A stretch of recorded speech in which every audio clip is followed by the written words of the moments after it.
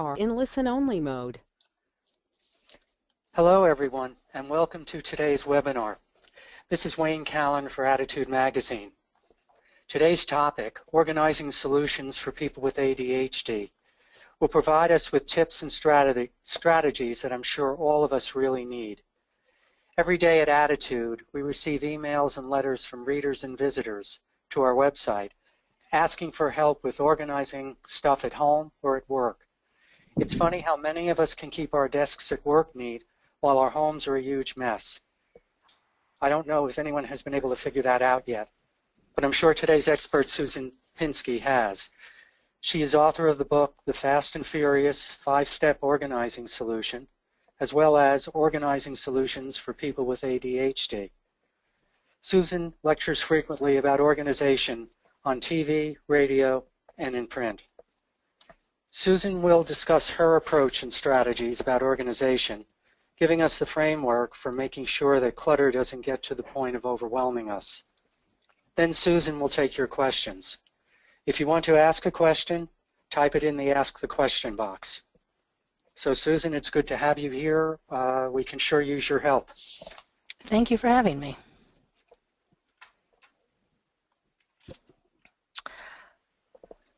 In the dawn of my profession, my career as a professional organizer, I had a client, an artist, a incredibly creative, talented woman, brilliant, and we would organize a space in her home, a studio or a bedroom, and I would come back in a week or two, and not only would it be undone, but sometimes it was worse than before we had started. Around the same time, my husband and I began to notice that my daughter wasn't really functioning very well. We ascribed this to that maybe she was a sort of the absent-minded professor type, and when the second child came along and was outperforming her older sister, we just figured that kid was a genius of pragmatism.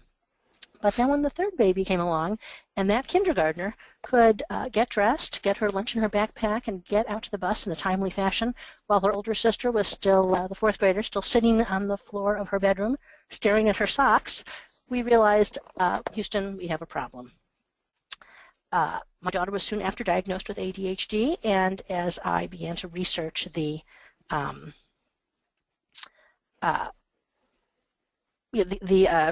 syndrome, I began to tailor my organizational methods to better respond to my daughter. I just want to mention here that the slide changed without me, so I just want to see what's going on there.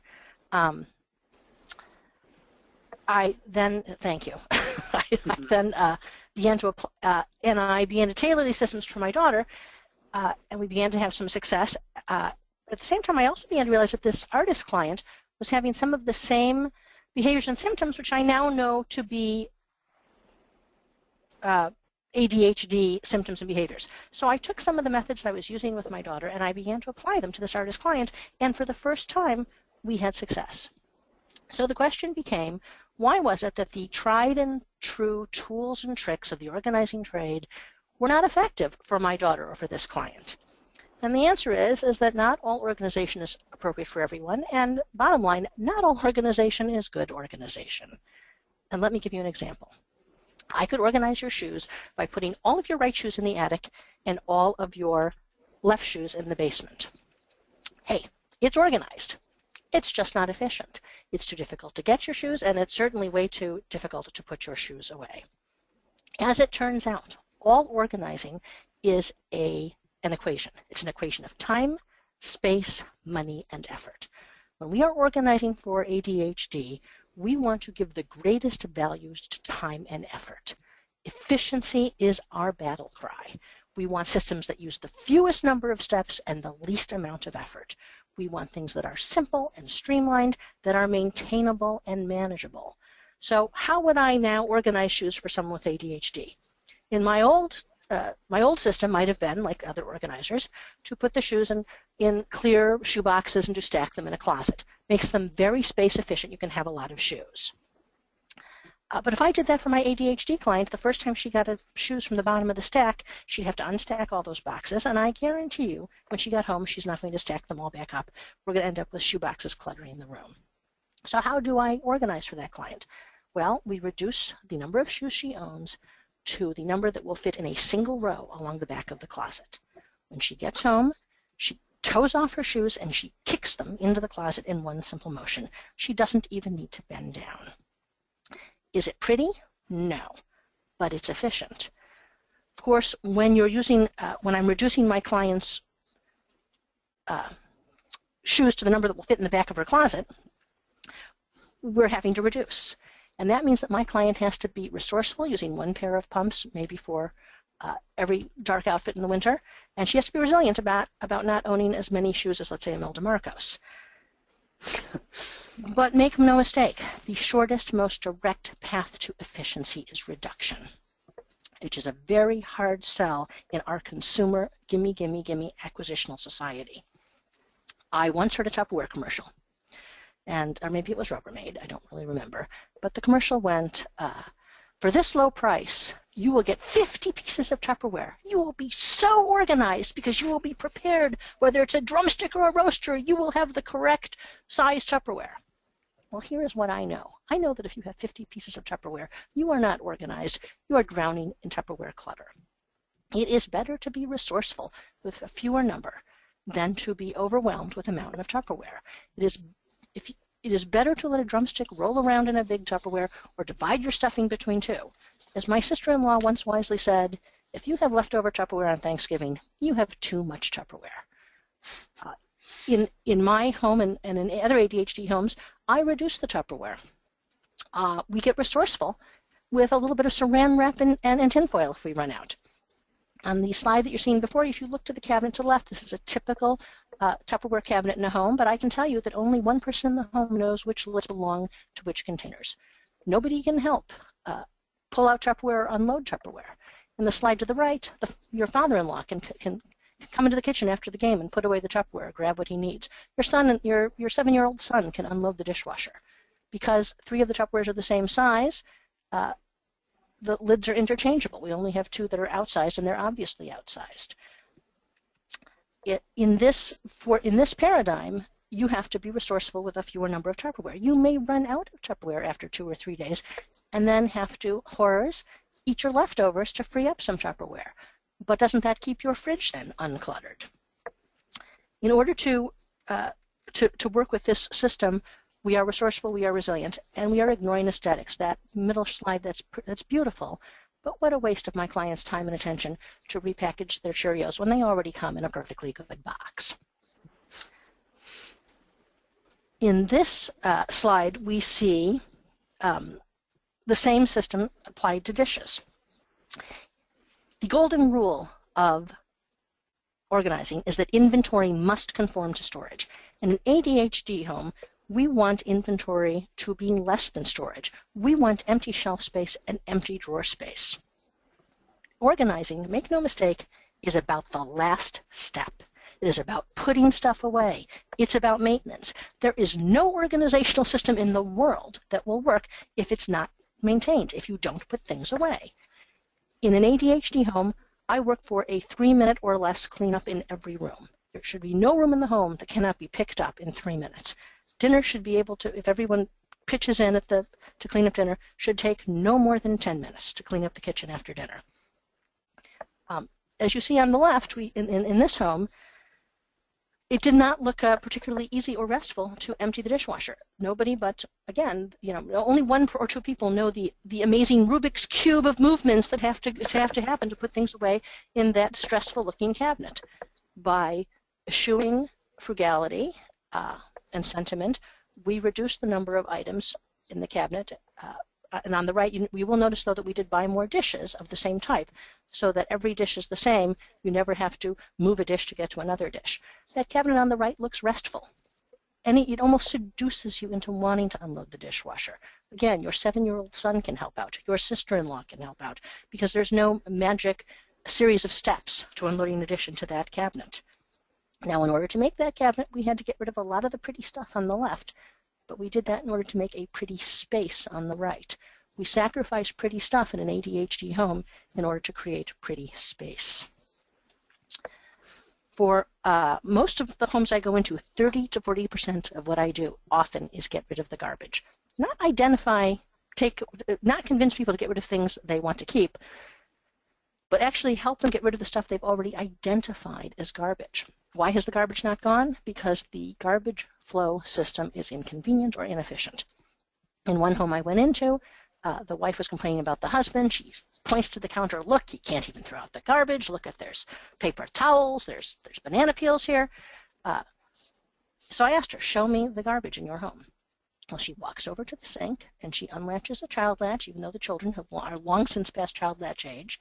And she puts her foot up and steps on a pedal so the top of the garbage goes up just 4 inches before it hits the top of the cabinet, and then she awkwardly stuffs something in there.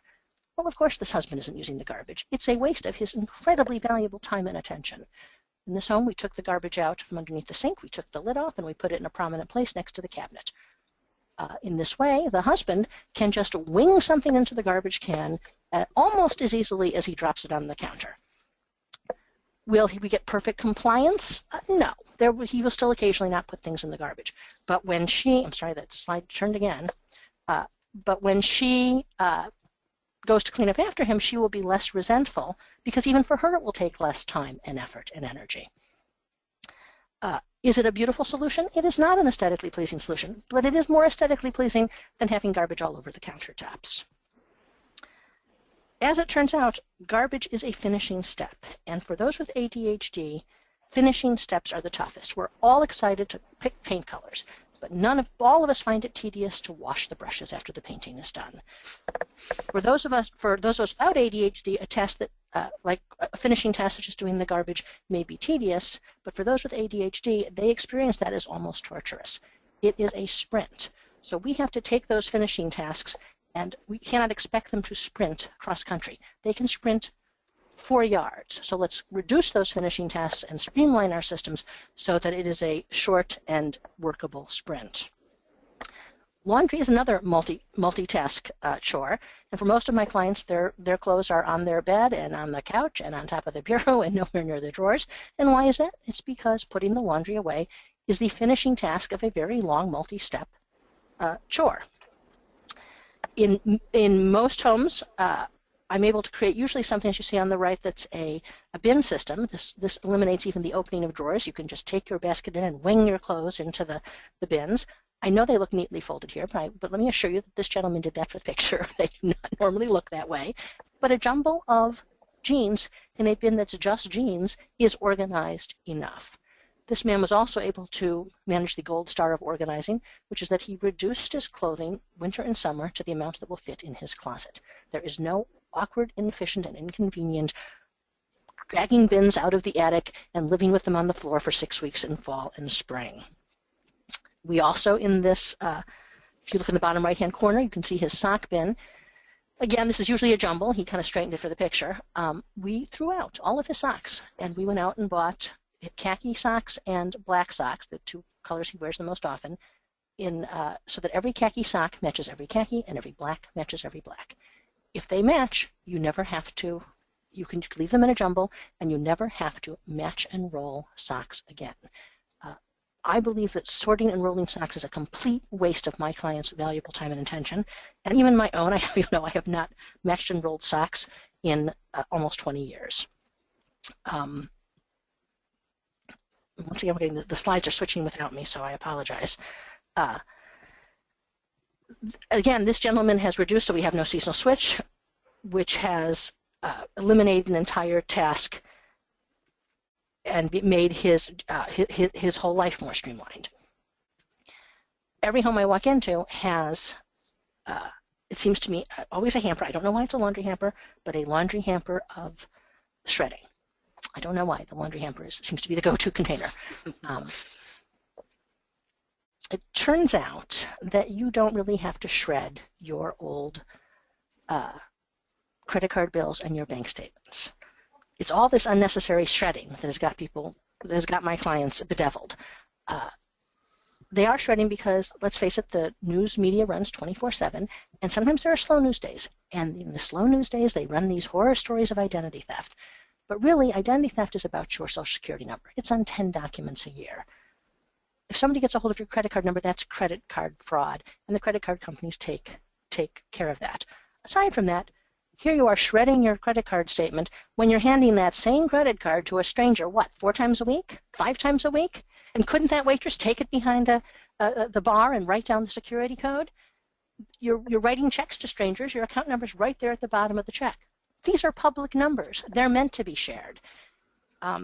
We don't want to, in an ADHD home, it is prudent enough just to destroy the Social Security number papers. Again, those are about 10 a year. You file your new taxes. You throw out the ones from 7 years ago. There's maybe 10 or 15 documents, and you don't need a shredder. You can Sharpie pen it and tear it in half, put one half in with the coffee grounds in the kitchen, the other half in with the bathroom once a year.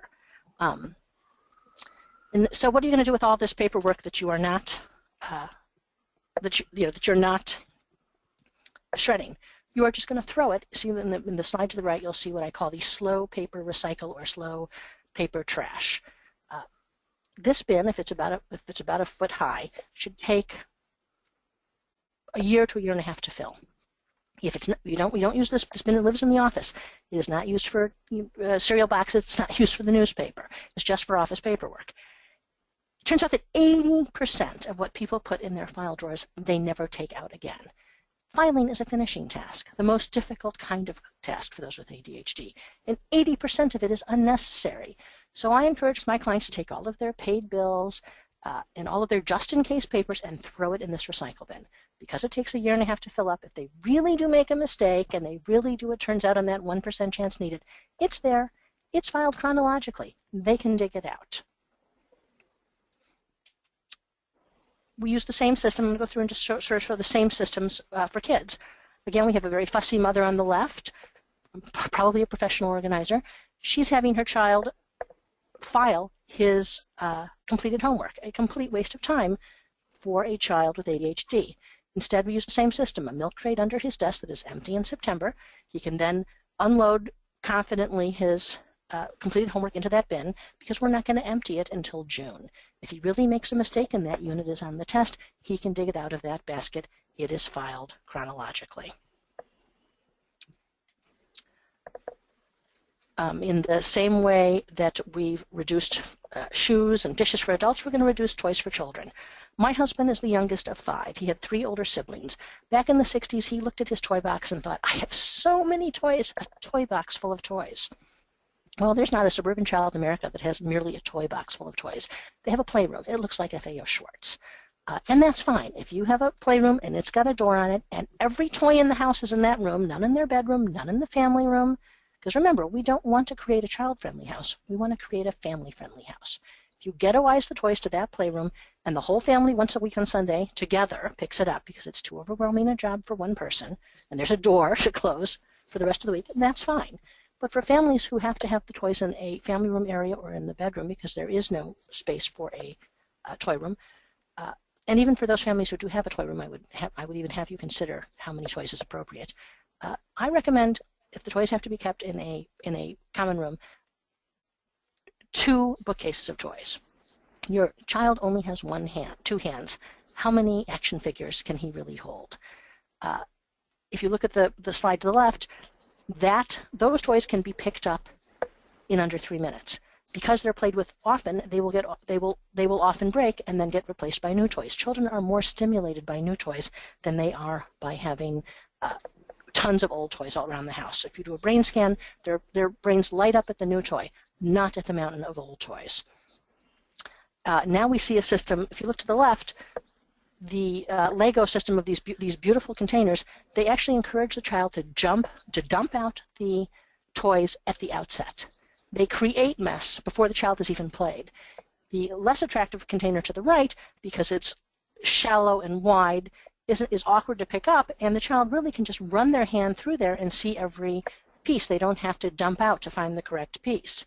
In the toy storage system to the right, the child is only taking out those toys he's actually playing with. It is possible that your child will never be able to clean their room completely on their own without you lending them focus by standing there. Clearly, if the toys are in the basement or in the playroom and there are no toys in the bedroom, that will be helpful. But sometimes you don't have time to stand there. I find an egg timer can be very helpful. You say to the child or children, I'm going to set the timer for 3 minutes. You are going to race as fast as you can and clap as fast as you can. Beat the timer, beat the timer. And when the timer is done, kids, the job is done. Now, mom and dad, that means that when the timer is done, the job is done. You've got to stick to your word. But you would be surprised if you have made every room under 3 minutes to clean up, how much children can get done in 3 minutes. Structure. A shopping list, if we're going to reduce the amount of items in the home so that every room can be cleaned up in under 3 minutes, we want to make sure that excess doesn't come into the home. We don't want to recreate what we've just gotten rid of. In an ADHD home, and frankly, again, in every home in America, nothing should be purchased that hasn't spent some degree of time on a shopping list. So let's use, for instance, groceries as an example. You have a running grocery list in the kitchen. Everybody understands when things get low, you write it on the grocery list. You get to the grocery store. Milk is not on the list, but you're pretty sure you're out of milk. Don't buy it. If you come home and there's no milk, the entire family can be resourceful and resilient about eating toast rather than cereal that week. The marketers would have you believe that to run out of a needed item is a disaster of organization. I say it is a triumph of organization. You should be regularly running out of needed items. It means that you are not tying up your money and your space and your effort in a bunch of things you don't need. You're at the store, it's buy one, get one half off. If you didn't have 2 on your list in the first place, don't buy it. They're not giving you half off because they like you. They want your money in their pockets and their clutter on your shelves. Routine. Look, I know it sounds like a drag, routine, but frankly, it is just too much work to reinvent the wheel every day. So if we know that Wednesday is bill paying day, and we psych ourselves up that we're going to come home on Wednesday and pay the bills, there's some chance that the bills will get paid. Now, of course, sometimes life gets in the way. ADHD gets in the way. You don't pay the bills on Wednesday. But when the next Wednesday rolls around, you have a sense of urgency because you know they weren't paid the week before. And in the meantime, you can relax. You don't have the bills as a monkey on your back every day because you know they're scheduled for Wednesday. Support. We use the timer and mom as a support for the kid cleaning the room. A neighborhood kid can lend support if they help you clean the garage. They can help you focus. At work, team up with someone. People with ADHD tend to be very smart, very creative, real idea people. They're coming up with ideas. Their brain is working faster than the rest of us. Team up with someone like me, a little pencil pusher who can dot the I's and cross the T's and file the papers at the end. Let's work to our strengths and make an effective team. When in your own home you are looking for systems and how to streamline your systems for ADHD, ask yourself, is it efficient? How much work does it take? Can I do it in one step? Does sorting all of your laundry into different colors make any sense? Does your teenage son really care if his tube socks are whiter than white? If we get it down to 1 load of laundry per person per week, can that one person do their own laundry? In my experience, even a 10-year-old boy with ADHD, if he only has 1 load of laundry per week, all colors the same, in a warm wash, is capable of getting that load through the laundry and back into his bins, if not his drawers. So efficiency is our battle cry. We're looking for the fewest number of steps, the least amount of effort. We want some things that are quick, we want it simple, and we want it efficient. We're going to eschew all these other values, but here is the ironic part of it. If I don't worry about organizing for beauty, but I remain more organized and maintain my space better, my home is de facto more beautiful. If I eschew frugality by not shopping buying things I don't need with coupons, it turns out that in the end, I will be more frugal because I will have bought less. If I eschew hyper-vigilance by shredding, but I sit down once a week and do my bills and open my bank statement so I'm keeping track of my finances and can notice irregularities, I will, in fact, be more prudent. Once I had once I had come up with a system for those with ADHD, I began to sort of speak locally in the area, and I was asked to write a book about it, which I did. It's very difficult in 20 minutes to give an entire methodology or address every particular of everybody's life. I mean, different things work for different people. Even in the book, you'll find, it's just a template. You have to adjust things a little bit for your own life and customize them a little bit. I also was asked, because a lot of my interviewers and reviewers said, these systems would work for anybody, and in fact I do now use them for everybody. If someone's got a professional organizer in their house, they're struggling with organization, so why wouldn't I make efficiency the most important value? I use it in my own home because why do I want to fuss around with stuff if I can make it more efficient? But in any case, the publishers asked me to write another book for the general population. I said to them, it's going to be the same book, but they said the general population won't buy an ADHD book. So I did write the second book, Fast and Furious. It's a little less draconian. So if so if you're looking for something that's a little less draconian, you might check into that. And I want to thank you, and I'm ready for your questions. Well, thanks, Susan. I have to say I can relate to that Tupperware example. I really have. In fact, unfortunately, our house at home, our cabinet looks like the one on the left with. Yeah. And there's only one person who can use it, so you're exactly right. Right. Okay, there are a lot of questions about anxiety over throwing things out. A couple of ways it's been put. One person says, why am I so anxious about throwing things out? A daughter says, a mother of a daughter says, my daughter has sentimental attachment to everything I suggest we donate or get rid of, or she says she could use it possibly someday. How can I talk her out of this emotion? I mean, some of her excuses for not getting rid of things are far-fetched. Right. So we have two things here. One is, sort of anxiety at throwing things out. Your average American, we have been taught through the years that it is wasteful to get rid of things. And let's face it, 100 years ago, if you had this much stuff, you had a valet and a laundress to take care of it, right? Most of us you had two outfits. You had a workday outfit, you had a Sunday outfit, you had two hooks. So you were careful about what you threw out because you didn't have much, and it was difficult to reacquire. It may take a 3-day wagon ride across, a mountain pass to stock up on food in January. You had to can. So we have been hardwired to, I think probably the guy who nuts and berries on the Serengeti is the Australopithecus who, bred, if you will. We have been hardwired to be frugal with our stuff, and society up until about 100 years ago has reinforced that, in that we haven't had that much stuff. Most of us are now living 5 minutes from a grocery store, 7 minutes from a hardware store. The idea that we have to put up cans to get through winters is ludicrous in our new day and age. So we have to so that anxiety is both hardwired and taught to us, and we need to challenge it constantly. What would it take to reacquire this item? I had a lady, she had a 12-room Victorian, 10 rooms of which she could not walk into, and she said to me, but just 6 months ago I threw something out and I had to reacquire it. I said to her, well, what did it cost you? It cost her $12.99 at the grocery store, or at the hardware store. So she is berating herself for one $12.99 mistake, while there are 10 rooms of her home she can't use. If you get rid of things, and if you do it correctly, if you walk the line of only keeping things that you imminently plan to use and get rid of all the rest, you're going to make some mistakes, because you're not.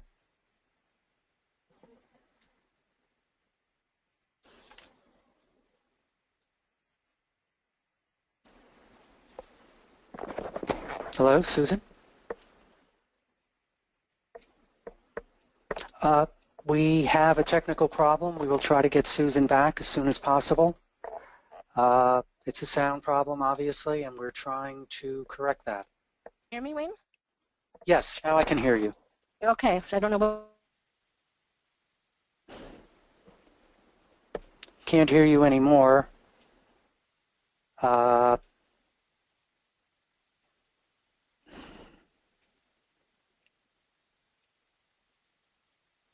Once again, it's a technical problem. We will try to fix it.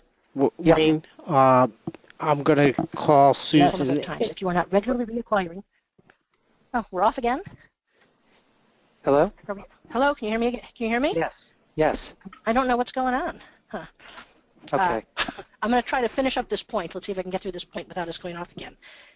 It is an organizational triumph to reacquire something you got rid of. It means you're walking the line. It means that you're getting rid of enough. You're not perfect. You're going to make the mistake. When you have to reacquire, say to yourself, yay, I got rid of enough. In terms of the daughter who has anxiety, a lot of people with ADHD are very good about getting rid of things. They've been losing their favorite blankies since they were babies. They're good with closure. Occasionally, though, you have some comorbidity. with a little bit of rat packing into hoarding. I suggest that the parent be very good about getting rid of their own stuff, very sanguine, very phlegmatic. What's in the front, the minute the parent wants to get rid of something of their own, it goes in the front seat of the car. The kid sees that the parent is constantly donating. So that behavior is modeled for them. And I think if a child sees that their parent is constantly donating and the donation is a part, and getting rid of things is a part of their life, they will learn good methods. If the child that has some comorbidity with some hoarding or pack ratting, that's a little bit of a tougher nut to crack. But I would begin by, even though it may not be rational, talking to them about everything in our life is a balloon. It's ephemeral. It comes in and it goes out. And keeping something past when it's useful in your life isn't healthy. Mm-hmm. I mean, obviously, if you have a real hoarder, it's a much tougher nut to crack. But remember, we're hardwired, and we've been taught to keep. So look at your own patterns and what you're modeling for your child first, and see if you can get them there just through that. Mm-hmm. Another participant asked, I paid over $400 in late fees on bills last year. I have the best of intentions when I receive the bill. I open it up, put a stamp on the return envelope, but then I get distracted, lose it, or just forget about it. Please help. Right. So I don't believe that you should pay your bills every day. I think that's inefficient to every day pull out your stamps, pull out your envelopes, pull out your checkbook. I think once a week is enough. What that means, though, is that when the bills come in, you sort them in a bills to be paid folder. There is a home and a spot for bills to be paid. I usually also have people stick their bank statements in there as well. So your mail comes in, you sort it, most of it goes right into the junk heap because most of it's junk, and you have this one spot called bills to pay. On, let's say, bill paying Wednesday, you take that one stack together to your desk, and that's all you do until those items are stamped and in the mailbox to go out. Remember, it's all about finishing the task. It's not about starting, it's about finishing. I think that this gentleman, because he's trying to do it as they come in, is creating extra work for himself when all he really needs is a really good home that's just for bills to be paid, not for junk mail, not for, I've got to send this back to the kids' school, just for the project called bills to be paid. Mm-hmm. Elizabeth asks, there are many gadgets coming out for organizing. What's best for an ADHDer and their family? Well, I have to tell you that the entire world has changed. How I organized 15 years ago is completely different. In fact, we had to update the book. I used to talk about organizing your CDs and your books. People don't have books. In an ADHD home, an e-reader, not books. An ADHD home, no CDs. I know but streaming. No DVDs, but streaming. This gets rid of a lot of the physical clutter out of our lives. As much as possible, paying your bills on the computer and getting rid of the paper so that you just don't have the visual clutter. I think that I've watched my clients. I've got this one client. She's just amazing. I really recommend, and I'm not shilling for Mac here, but the iPhone syncing with a Mac is an amazing thing. You can have an alarm that goes off that repeats for medication, even for your laundry. You put the laundry in the dryer and you don't want to I don't believe in ironing. I think that's a waste of time, but that does mean you want to pull it out right when it finishes. You put that repeating alarm on your iPhone and it goes off until you're done with that task, and it keeps you on task. So the kinds of, you can put everything on your iPhone, the kinds of things that we couldn't even imagine 10 years ago, we can now do with technology. Mm-hmm. Someone asked just simply, what is a good filing system for an ADHDer? So I do not believe for most of my clients, I get them down to 12. I have a file cabinet next to their desk. Let's get a little broader. Let's go a little more global on this. You need a desk, and the desk should have a file cabinet next to it. And all of your office supplies should be at that desk. Because if you have to get up to walk across the room to get your checkbook from one corner and go into the other room where the stamps are kept, you're not going to pay your bills. If your stamps, your envelopes, your checks, your computer, your printer, your file cabinet are all in one space with a nice, really comfortable chair and good lighting and a nice, clean, broad surface, you'll work in that surface rather than at the kitchen table. You don't want to work at the kitchen table because it's inefficient when it comes to dinner time. So now we've got our file cabinet.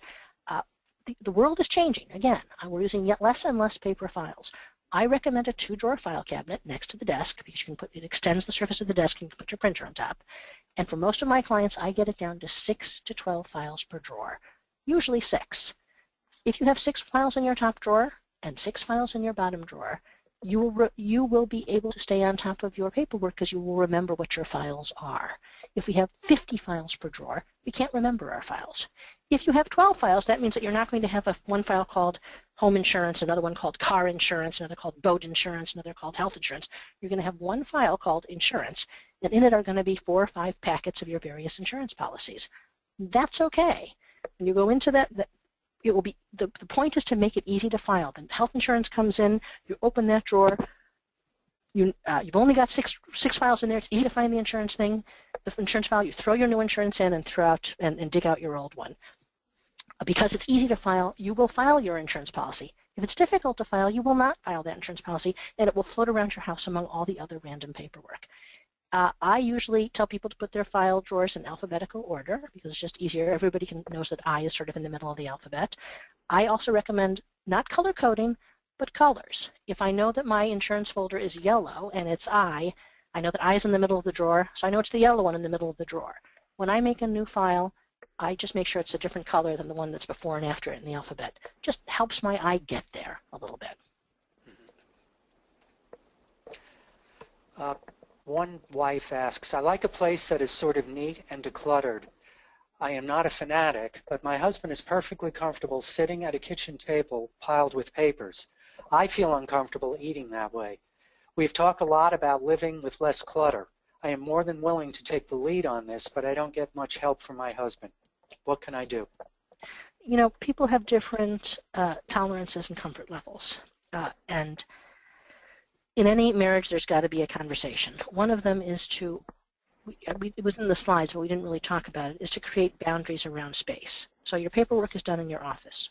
Your kitchen, your cooking and dishes, your dishes belong in your kitchen because that's efficient. It's efficient to put your dishes away if they're in the kitchen where you use them. It's efficient to put your papers away if you're in your office next to your file cabinet. It's efficient to put your laundry away if your clothes are in your closet, not in the guest room closet, not in your son's closet down the hall. So we want to find out why this husband likes the kitchen table. And here's what I'm guessing. He likes it because it's a big surface. He likes it because it's bright and there's a big window. He likes it because he can see the TV. Create that space in an office for him. Give him a nice big table next to his desk. If there's not a window, put in excellent lighting overhead. Get a little TV to stick in the corner if that's what he needs. And that way, you have to talk to him to find out what are the things that he likes about the kitchen. Ooch him off out of the kitchen and into his office. That way, if he walks away from that space and there's papers on it, it's not in your space. And that may be the compromise that's maritally workable, as opposed to saying to him, gee, honey, you've got to keep less papers. You've got to pick up after yourself more often. Mm-hmm. Yeah, that makes sense, I think. Another adult asks, what kind of cleaning routine should I get into each day that wouldn't put me behind the 8 ball when I come downstairs the next morning? I hate seeing dirty dishes in the sink. All right. So, again, it's all about maintenance. Organizing is about maintenance. People think, when I first wrote that book, my publisher said, can you do, organized in 7 minutes a day? And I said, no, you can't get organized in 7 minutes a day. You can maintain in about 20 minutes a day, but you can't get there. So the first thing you have to do is go room by room, put it on your calendar, go through each room and reduce. So I find that a bedroom takes about 2 days. 1 day to weed, the next day to maybe get whatever shelving you need or put things away in an organized fashion. Kitchens take 3 days, a day to weed, and then after you weed, you sometimes realize, gee, I need a tray for this drawer. Or put them on your calendar, room by room, go through. Once the rooms are organized and the items have been reduced so they fit comfortably in the drawers and shelves without moving things around, you should be able to maintain in any given day. And here is, again, this is the system we lived with in our home and that I've recommended in other homes and has been workable. Not that you won't ever get behind, because you will, but if you've reduced, it should not be that difficult to get back on top of it. I recommend that after dinner, the family cleans dinner together, and that means cleaning the kitchen, wiping down the counters, sweeping, and then you walk through the home and pick everything up. That way, when you sit down after that, and again, if your home is, if it's 3 minutes per room and you're doing this daily, it won't even take 10 minutes. Then you can sit down. Now, my husband and I, when we had young children, we would clean up from dinner the kids would play, they would go to bed, and then right after bedtime, we would walk around and pick up their stuff, just because it was just one too many things to do with the kids. But once a day after dinner, walk around and put everything away. If you've gone through the home and reduced, it shouldn't take more than 7-8 minutes. And everybody needs to chip in on cleaning up after dinner. You ate it, you clean it. It should be a family time. If you're standing there next to your kid with your, I find that standing next to your kid with your hands in soapy water, those are the moments, because they're not facing you, they're facing out the window. When they bring up the tough stuff, I'm getting bullied, or my boyfriend's pressuring me, or, these are important family moments. Mm-hmm. Another person says, I was thinking that we should rent out a storage space, pack up some of our stuff in plastic containers, and take it over.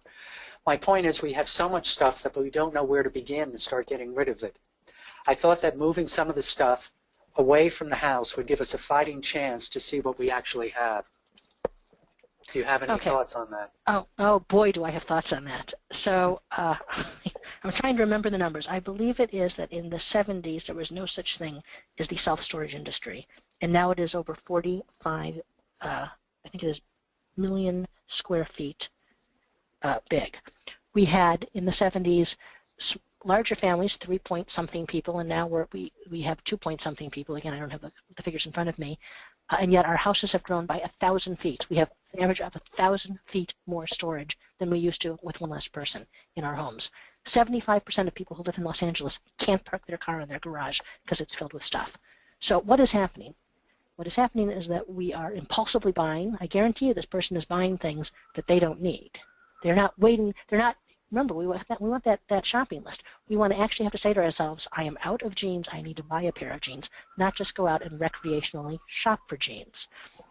I don't believe in the self-storage industry. I believe if your items can't fit in your home, then you just need to get rid of them. I would go, again, room by room, and reduce every item in that room until that room is livable. The client will, I'm pretty sure this lady will say to me, but look, if I get rid of this pan, I want to put this pan with all these other pans and see which is the best pan. So anything that, let's say we're doing the living room, anything that's a kitchen item, stick in the kitchen. I get that the kitchen is cluttered and it will become more cluttered. Anything that's let's say it's a bicycle helmet, stick it in the garage because that's where it belongs. I understand that if the garage is cluttered, you're worried about losing it. But when you get to the garage, at least everything that belongs in the garage will be in the garage. And as you reduce things that don't belong in the garage, the things that are left will be all the things that belong in the garage. You have to go room by room. In that room, get rid of as much as you can and put everything that doesn't belong in the living room in the room it belongs to. Clothes in the bedroom, dishes in the kitchen, items in the garage.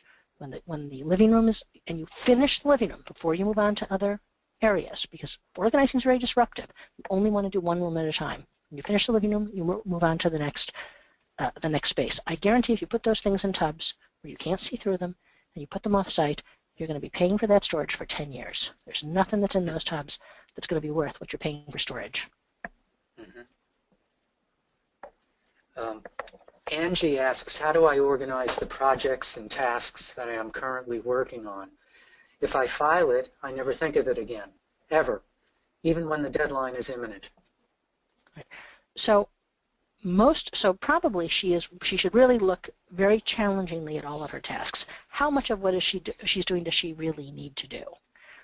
How much of it is the sort of hyper-perfectionist, it would be perfect if, for instance, is she taking pictures of all of her donations so that she can get a tax deduction? Not worth her time and not worth her effort. Throw it in the nearest donation bin. Take that task off your plate. Is she collating her receipts to make sure they came up correctly on her Visa bill? Guess what? It's a computer. It's not trying to rip you off. It may make a mistake, but it's worth, I consider it a lifestyle tax to occasionally have to pay $10 more on a Visa bill, maybe, to never have to collate another receipt.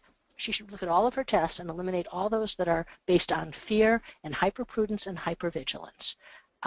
The tasks, I typically put a basket on the client's desk where things that really do need to be attended stand up in that basket. They don't lay flat because then you only see the top thing, just the stuff that's on top.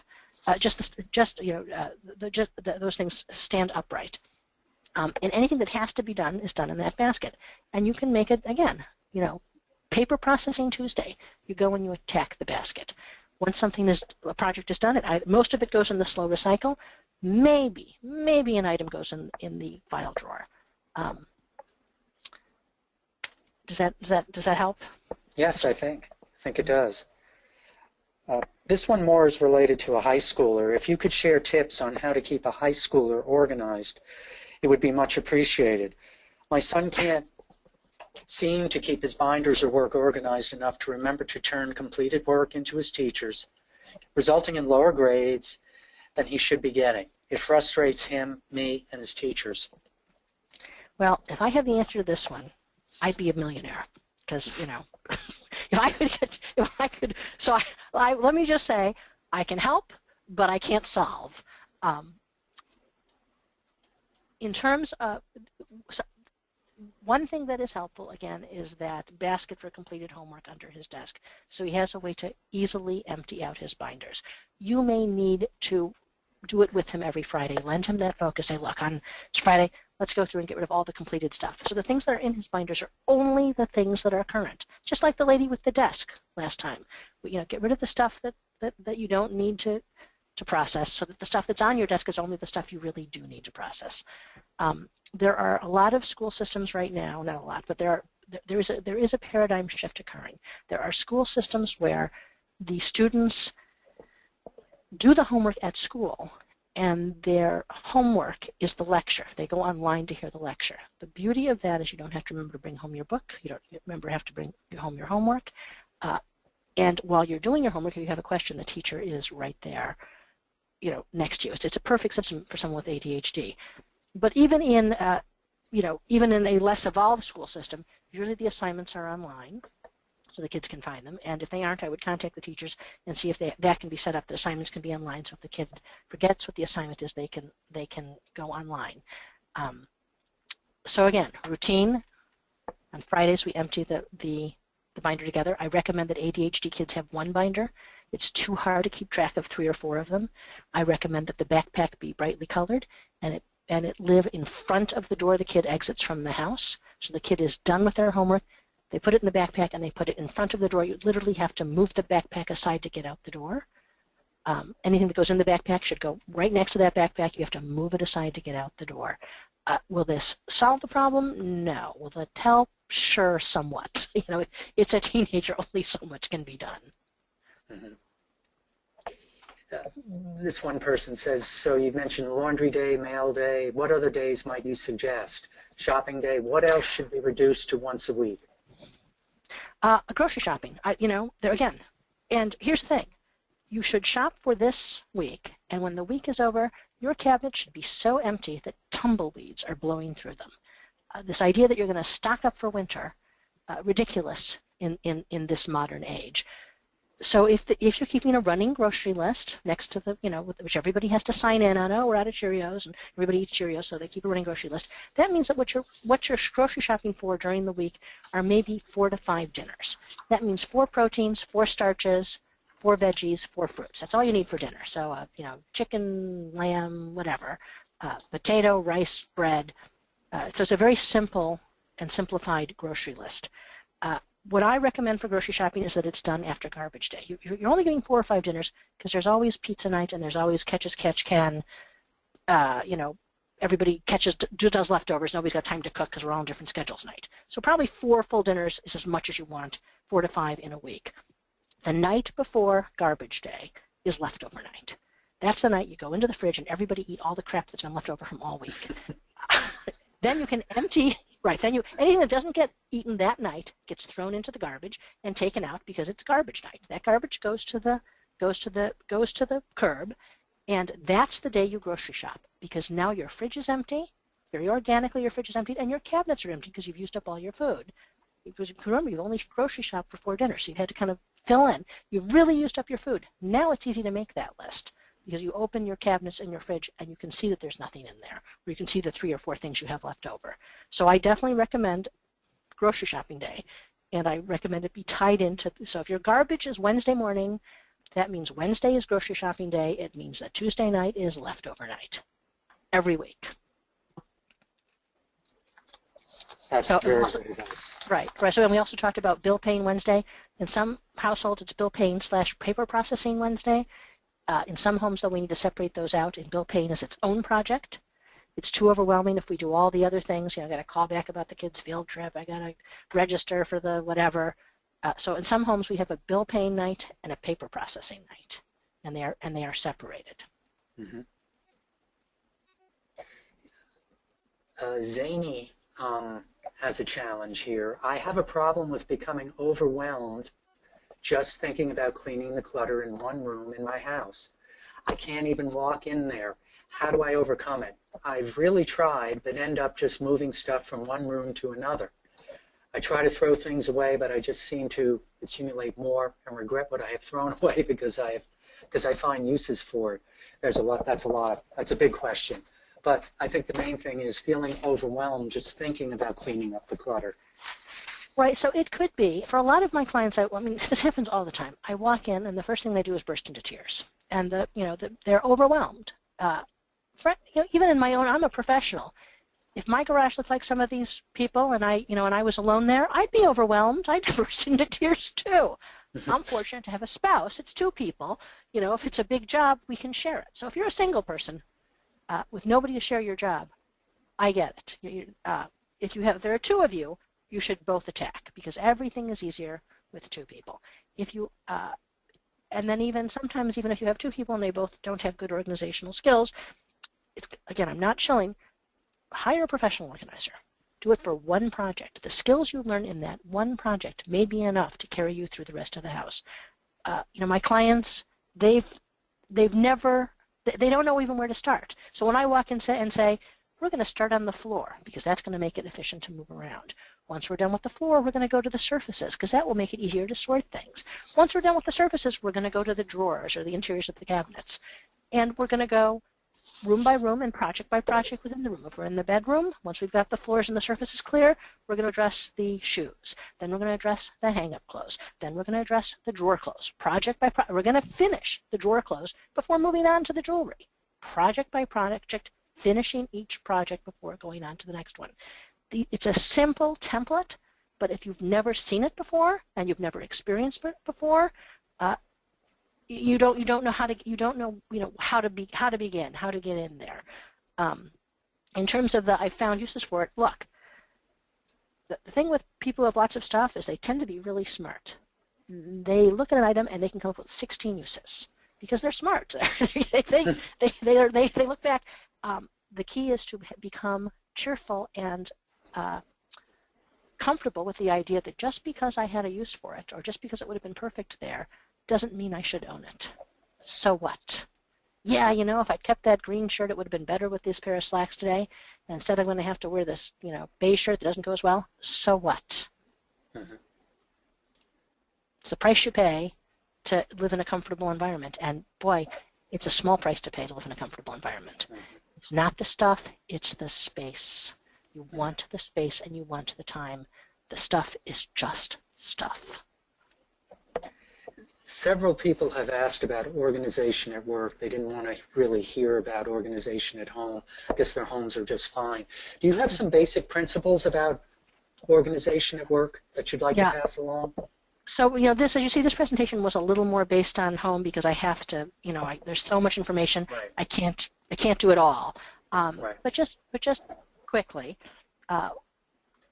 we did this with my own daughter, I have to say. We'd say to my daughter, where is such and such? And she'd say, I lost her into it. We would yell at her. And then she stopped saying that. She'd say, oh, someone took it or what. We were teaching her to lie. And when we realized that we were doing that, we backed off and said, no matter what you say, even if you say I have no idea, we will accept that. So now this kid is, she's 26 years old, and and it still works for her. Someone will say to her, or a roommate, have you seen my whatever? And she'll say, you know what? I'm ADHD. It's possible I picked it up and put it down and don't even notice. My husband calls her the randomizer. But what works for her with her roommates and in her work is that she's honest about it. If someone says to her, have you seen something or done something? She's able to say, look, I don't remember picking that item up, but I'm ADHD, I may have done it. Or no, I didn't finish that. I'm ADD and I got distracted. So honesty is really important because then people trust you and they're on your side. The other thing, as we had talked about, was team up. There are a lot of us out there who love to organize. Put them on your team. I couldn't come up with a new idea at work probably if my life depended on it. When all of these systems that I've come up with, people say, how did you get them? Well, first of all, I made all these mistakes in my own home with my own child and with my clients. And it was with the help of my clients and my children that we began together to come up with systems that were streamlined, that we began to realize, why are we separating the laundry?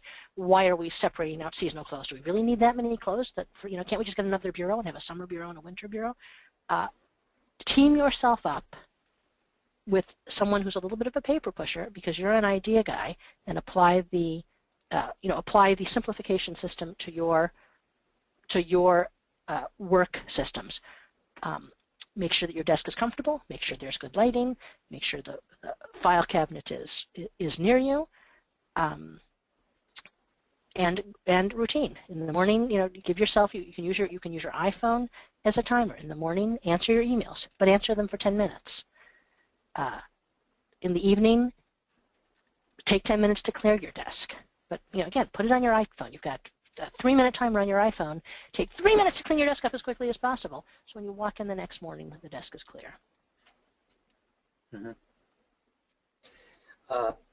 Liam is asking, any solution for the out of sight, out of mind problem, which many ADDers have? Things I tuck away in drawers can mean that they disappear. I've tried labels, transparent containers, but I still can't recall where I put things. Okay. Well, Any thoughts? Yeah, so again, drawers, because they're hidden, you're probably better with some open shelving than you are with drawers. The clear containers are good and labels are good, and those are all good. Reduce, reduce, reduce. If you don't have that much, there's not that much to forget. Mm-hmm. Right? You won't be if you've got I had a lady and I wanted to get rid of one of her hammers. She said, "But I can never find a hammer." I said, "Well, that's because you've got 12 hammers and 30 Phillips head screwdrivers and 50 flathead screwdrivers. If you had one hammer, one Phillips head, one flathead, and we put that on the workbench, you couldn't lose it because it's right there in front, because it's all that's on there. You lose things when you have too much because again, you can't remember 50 files in your file drawer.